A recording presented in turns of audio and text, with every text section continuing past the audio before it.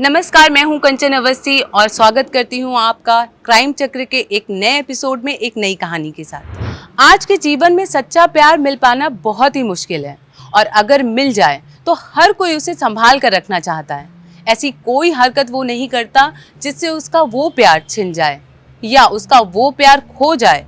लेकिन जब आपके प्यार में कोई इतना डूब जाए कि वो उसे पाने के लिए सारी हदें पार कर जाए और उसे हर हाल में पाने की कोशिश में उसे ही वो खत्म करने पर मजबूर हो जाए। आज की इस कहानी में कुछ ऐसा ही है कि एक हंसी खुशी से चल रहे भैया और भाभी के रिश्तों को उसके देवर की ही नजर लग जाती है।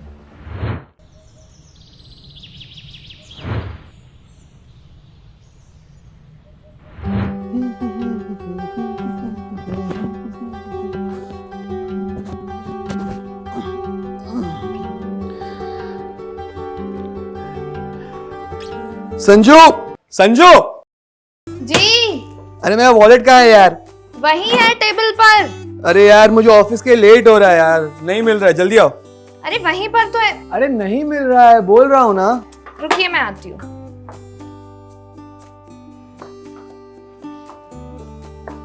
ये क्या है? कहाँ होगा? मुझे वॉलेट थोड़ी चाहिए, मुझे तो तुम चाहिए। अच्छा, अब देर नहीं हो रही है? लग रहा है तबीयत थोड़ी खराब हो रही है, ऑफिस जाना कैंसिल कर देता हूँ, ठीक है? कोई जरूरत नहीं है, ऑफिस जाइए, अब जो होगा रात को होगा। अरे अब रात का इंतजार नहीं होता, समझो समझो बात को। भैया, आप मुझे कॉलेज ड्रॉप कर दोगे क्या? Perfect timing. हाँ बेटा, कर देता हूँ। हाँ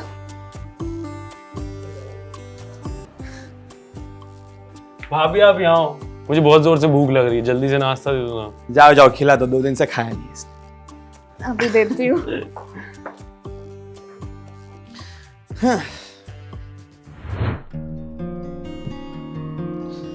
अरे संजू,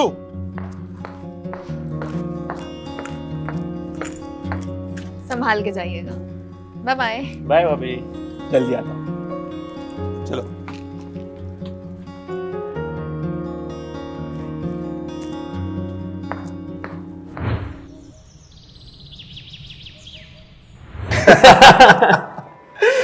अरे मैं तो बताना ही भूल गया, आज का प्रेजेंटेशन बहुत अच्छा रहा, सबको बहुत पसंद आया और प्रमोशन के भी हाई चांसेस हैं। बॉस को एक चीज पता चल गई कि मेरे डिजाइन सबसे बेस्ट होते हैं। इससे अच्छी और क्या बात हो सकती है? लेकिन आपने मोंटी के लिए भी कुछ सोचा है या नहीं?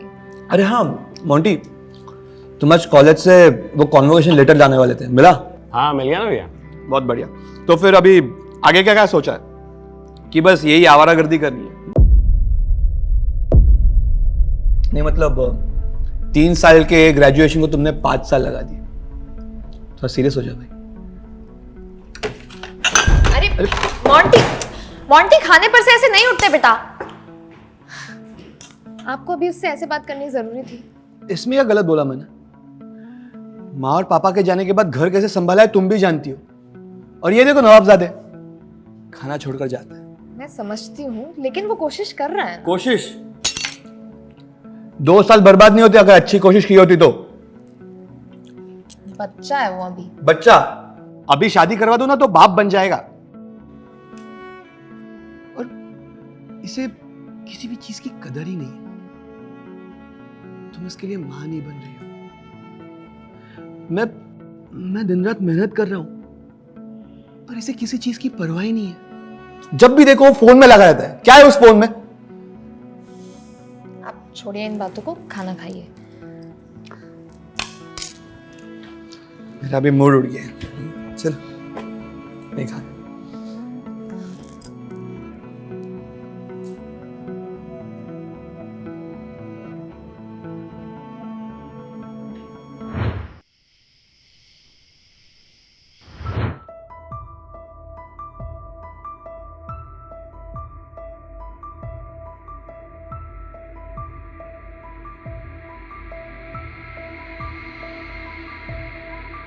क्या कर रहे हैं अभी? चलिए अभी सो जाइए। अरे काम नहीं कर रहा हूँ, वो मोंटी के डॉक्यूमेंट्स देख रहा हूँ, सोच रहा हूँ कि उसे भी ऑफिस में अपने साथ काम पे लगा दूँ। मैंने बात भी की तिवारी सर के साथ, शायद कुछ ना कुछ हो जाएगा। ये तो बहुत अच्छी बात है, लेकिन आज आपने उसे खाना खा सुना दिया। हाँ यार, मुझे भी ऐसा ही लगता है। वो क्या है ना, माँ और पापा के जाने के बाद वो मेरे बेटे जैसा ही है, और इसी वजह से तो हम बच्चा प्लान नहीं कर रहे हैं। मैं उसे चिल्लाना नहीं चाहता, बस चाहता हूँ कि वो अपनी जिम्मेदारी समझ जाए। आप अपना दिल छोटा मत कीजिए, वो बहुत समझदार है, समझ जाएगा, अपना ही बच्चा है। ठीक है।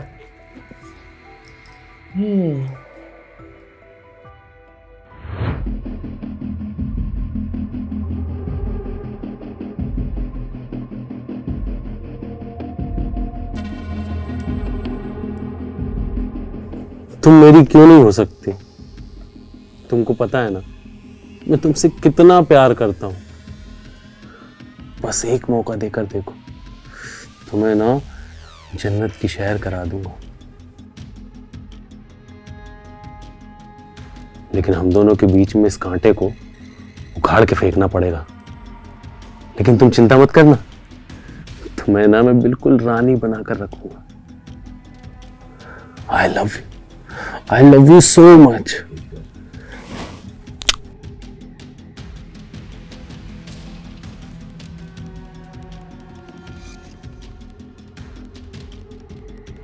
एक तरफ राजेश का अपने भाई के प्रति प्यार और चिंता से रातों की नींद उड़ी हुई है, और दूसरी तरफ मोंटी जो अपने ही माँ समान भाभी पर नजर डाले बैठा है।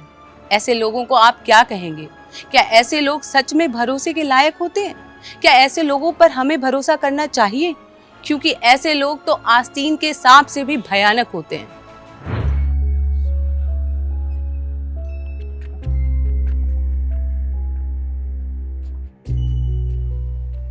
अरे मोंटी, क्या कर रहे हो?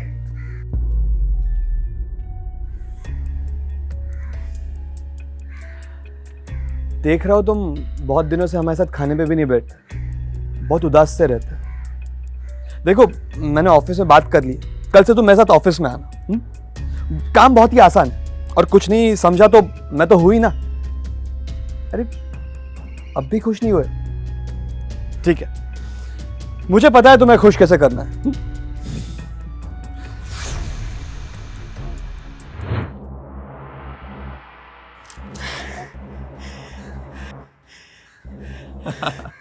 थैंक यू भैया, thank you so much.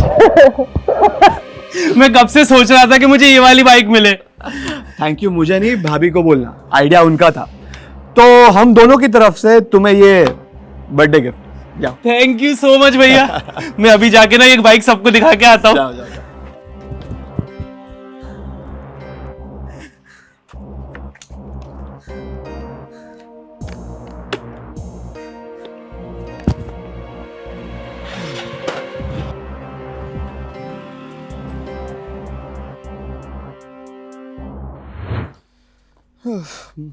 Monty, Monty. हाँ भैया। अरे हाँ मोंटी, सुनो। हाँ ये लो, कार सर्विसिंग को दे देना। शायद से उसमें ऑयल लीक हो रहा है और ब्रेक भी अच्छे से नहीं लग रहे, तो दोनों दिखा देना। ऐसे कैसे? कल तक तो ठीक थी। अरे मशीन है, कभी ठीक होती है कभी नहीं होती है, उसका क्या कर सकते। पर अब आप ऑफिस कैसे जाएंगे? कोई नहीं, मैं कैब से चले जाऊंगा। और हाँ, तुम याद से सर्विसिंग को गाड़ी दे देना, ठीक है?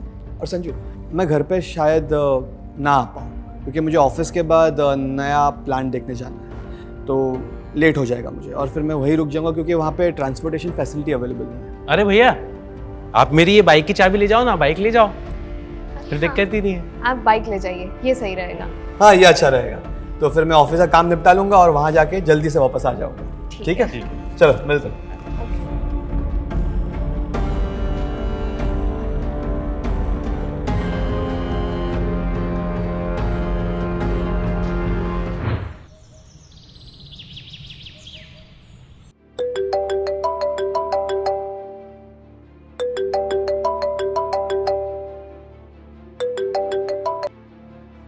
हेलो। हेलो, क्या मेरी बात संजना मिश्रा से हो रही है? जी बोल रही हूँ। जी, वो आपके पति की एक्सीडेंट में मौत हो गई है।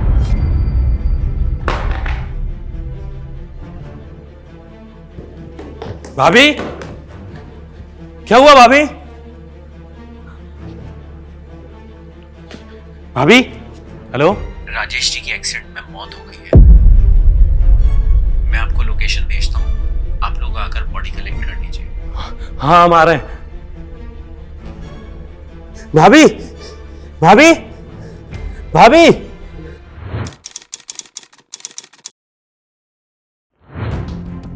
हाँ सर, मैं पता लगा रहा हूँ। जैन सर। सर, राजेश की बाइक का जहाँ स्पॉट हुआ था वहाँ की फॉरेंसिक रिपोर्ट। हाँ तो एक्सीडेंटल केस बोल के फाइल क्लोज कर दो। लेकिन सर ये आपको देखना होगा।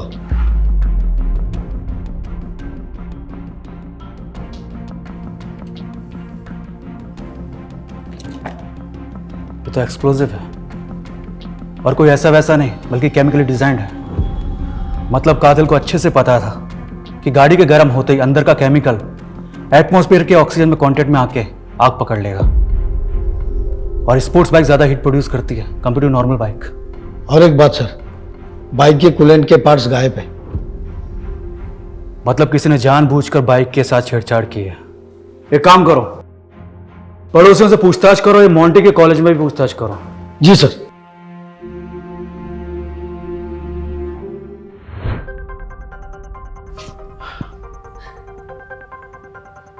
प्लीज संभालिए खुद को। आपके पति के साथ जो भी हुआ उसका हमें बेहद अफसोस है। उनकी किसी से कोई दुश्मनी या झगड़ा? नहीं सर, राजेश बेहद शरीफ इंसान थे। उनका किसी के साथ कोई झगड़ा नहीं था। हो सकता है बाहर कुछ हुआ हो। नहीं सर, मेरे भैया तो बहुत शरीफ थे सर, उनकी किसी के साथ कोई दुश्मनी नहीं थी। लेकिन आप ये सब क्यों पूछ रहे हैं? जी क्योंकि जिस बाइक एक्सीडेंट में उनकी डेथ हुई है वो एक्सीडेंट पेट्रोल की टंकी फटने से हुआ था।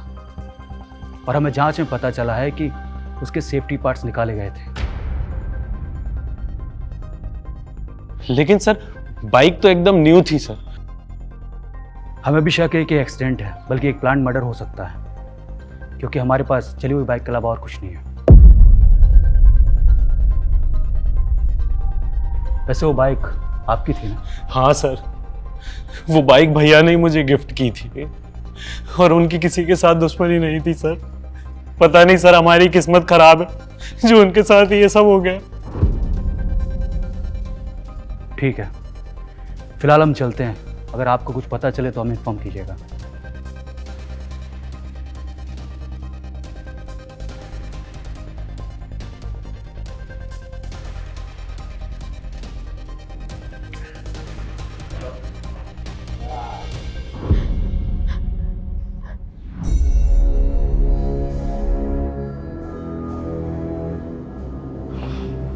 सर, इन दोनों के चाल चलन कुछ ठीक नहीं है। बिना सबूत के हम कर भी क्या सकते हैं? सर, हो सकता है इन दोनों ने मिलकर कुछ गड़बड़ की होगी। नहीं, ये पॉसिबल नहीं है। चलो देखते हैं कितने दिन तक ऐसा चलता है। इन पर नजर रखो। जी सर।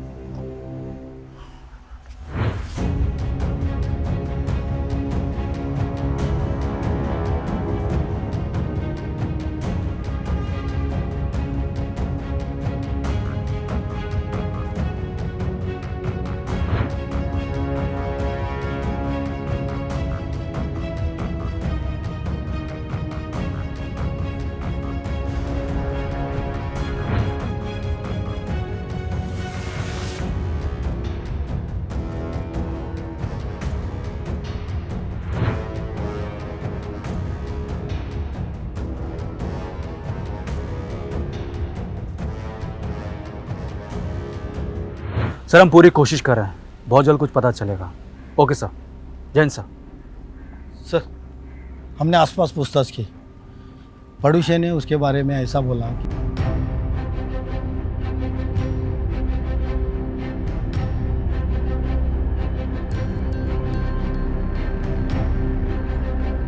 सर, इतना सबूत काफ़ी है उसको उठाने के लिए। नहीं राजदेव, पुख्ता सबूत चाहिए। सर, 2 डंडे पुलिस के गिरेंगे ना तो तोते जैसा बोलने लगेगा वो। सही कहा। इससे पहले कि वो भाग जाए, उठा लेते हैं। सर, चलो।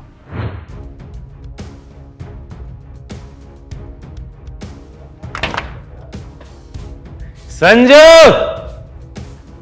डार्लिंग संजू, कहाँ हो? संजू, बाहर आओ ना। मोंटी, तमीज भूल गए हो क्या? अभी भैया को गए महीना भी नहीं हुआ है और तुमने ये क्या हालत बना रखी है? चुप। वो होता भी तो क्या करता मेरा? ये घर मेरे बाप का है और वो जो काम करता था वो भी मेरी बाप की जगह पे करता था। बकवास करती है। तुम होश में नहीं हो, बाद में बात करो तुम। आज ही तो होश में आया हूं मैं। छोड़ो मुझे, वरना मैं पुलिस को बुला लूंगी। अरे हेड पुलिस, क्या बिगाड़ेगी मेरा?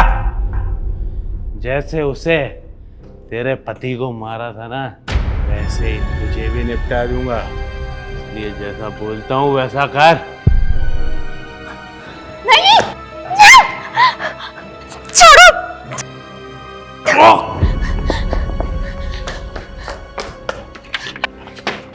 सर, इसी ने मेरे पति को मारा है और ये मुझे भी मारना चाहता है। हमें इसकी सच्चाई पता चल गई है। ले चलो से।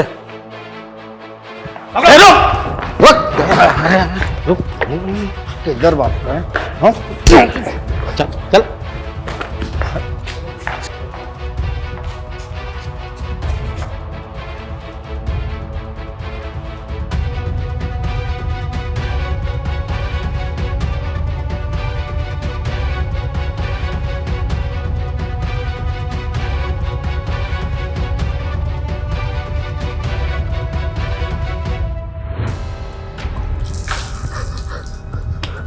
होश उतरा? अब बता, राजेश को क्यों मारा? बोलता है कि लगाओ। बता दो सर, बता दो। सर, मैं हमेशा से उससे जलता था। पापा की जॉब भी उसको मिली और संजू जैसी लड़की भी उसको मिली। मैं संजू से बहुत प्यार करता था सर। उसे सब अच्छी चीजें मिली और मुझे उसकी इस्तेमाल की हुई चीजों के अलावा कुछ भी नहीं। पहले मैंने उसकी कार खराब करने की कोशिश की, लेकिन मैं उसमें कामयाब नहीं हो पाया। फिर मैंने मौका देखकर बाइक के स्पीडोमीटर में एक्सप्लोजिव लगाया। जैसे ही स्पीड 50 से ज्यादा होती है और वो फट जाता। और मुझे पता था भैया वो खाली सड़क पर भगाने का शौक है।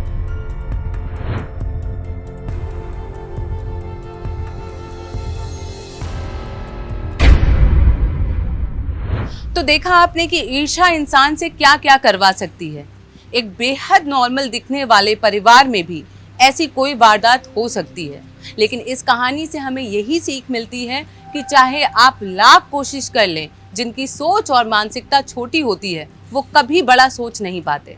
लेकिन फिर भी सच्चाई छुपाए नहीं छुपती। हमारे साथ ऐसे ही बने रहिए। हम फिर एक बार ऐसे ही दिल दहला देने वाली कहानी से आपको रूबरू करवाते रहेंगे। तब तक के लिए सावधान रहिए, सतर्क रहिए। जय हिंद।